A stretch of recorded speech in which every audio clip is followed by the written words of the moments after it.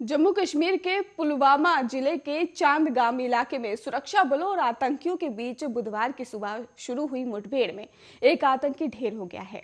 2 या 3 आतंकियों के अभी यहां पर छिपे होने की आशंका भी जताई गई है। सुरक्षा बलों की तरफ से आतंकियों के खिलाफ अभी ऑपरेशन जारी है और कश्मीर जोन पुलिस ने इस बारे में जानकारी देते हुए कहा कि सुरक्षा बलों ने आतंकवादियों के सरेंडर करने के लिए कहा था, लेकिन उनके नहीं मानने पर मुठभेड़ शुरू हुई। प्रदेश में आतंकवाद को खत्म करने के लिए सुरक्षा बलों द्वारा शुरू किए गए इस ऑपरेशन में कल ही एक बड़ी कामयाबी अपने नाम की थी। दरअसल आपको बता दें कि कल सुरक्षा बलों ने श्रीनगर में 2 अलग अलग मुठभेड़ में 3 आतंकियों को मार गिराया था और जम्मू कश्मीर पुलिस के मुताबिक कल यानी 4 जनवरी को श्रीनगर के बाहरी इलाके हरवन में लश्कर-ए-तैयबा से जुड़े एक खूंखार आतंकवादी को मार गिराया गया। कश्मीर के पुलिस महानिरीक्षक विजय कुमार ने एक ट्वीट में मारे गए आतंकवादियों की पहचान सलीम पर्रे के रूप में की, जो लश्कर-ए-तैयबा से जुड़ा था। ट्वीट में यह भी दावा किया गया कि एक अन्य विदेशी आतंकी को भी मार गिराया गया है। हालांकि बाद में ही कहा गया कि सिर्फ सलीम मारा गया है और आपको बता दें कि सूत्रों का कहना है कि पाकिस्तानी आतंकवादी हाफिज भागने में ही सफल रहा, लेकिन उसे पकड़ने के लिए इलाके में तलाशी अभियान अभी भी जारी है और इसी अभियान के दौरान हाफिज को ही ढेर कर दिया गया। और पुलिस महानिरीक्षक विजय कुमार ने कहा कि हाफिज उर्फ हमजा बांदीपोरा में ही 2 पुलिसकर्मियों की हत्या समेत अन्य आतंकी वारदातों में भी शामिल रहा है।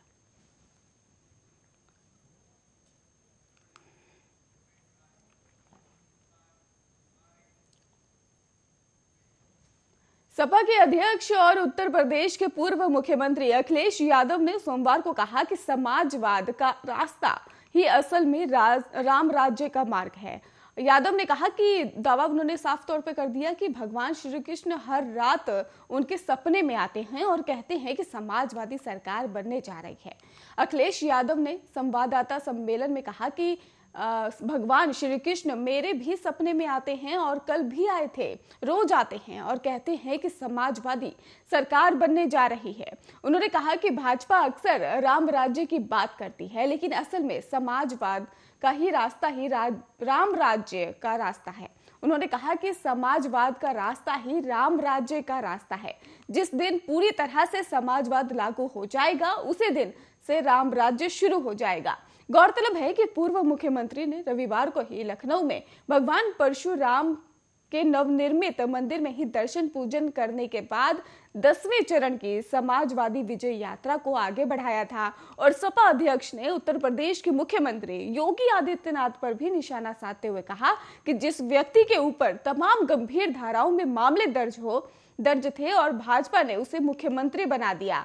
भाजपा के बहुत से नेता जो बुजुर्ग हैं और कई वर्षों से खून पसीना बहाकर पार्टी को मजबूत कर रहे थे, वो कई बार कहते हैं कि हम तो खून पसीना बहा रहे थे, ये ना जाने कहां से आए, इन्हें हमारे ऊपर बैठा दिया गया।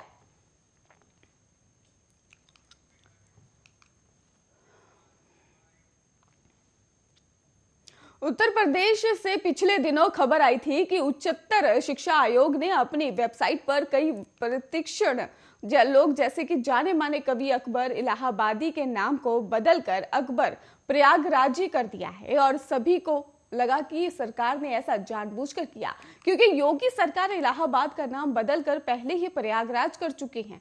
और लेकिन उसके बाद से ही यूपीएचईएससी के चेयरमैन ईश्वर चरण विश्वकर्मी ने साफ किया कि उनकी वेबसाइट हैक होने की वजह से ऐसा हुआ था, जिसे बाद में सुधार लिया गया।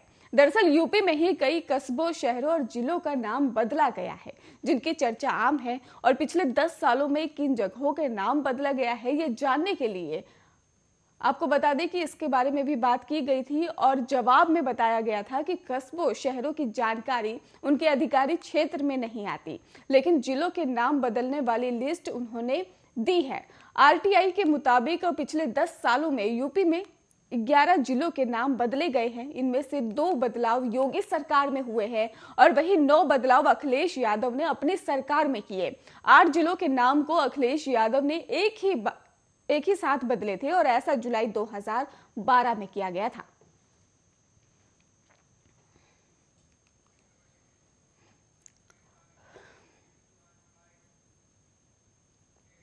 उत्तर प्रदेश में विधानसभा चुनाव करीब है और राजनेता हर दिन नए नए मुद्दे उठा रहे हैं। बीजेपी लगातार अयोध्या में राम मंदिर पर सुप्रीम कोर्ट के फैसले का जिक्र कर रही है, तो वहीं लखनऊ में एक कार्यक्रम के दौरान यूपी सीएम योगी आदित्यनाथ ने सोमवार को एक बार फिर राम मंदिर के मुद्दे पर विपक्ष को निशाने पर लिया है।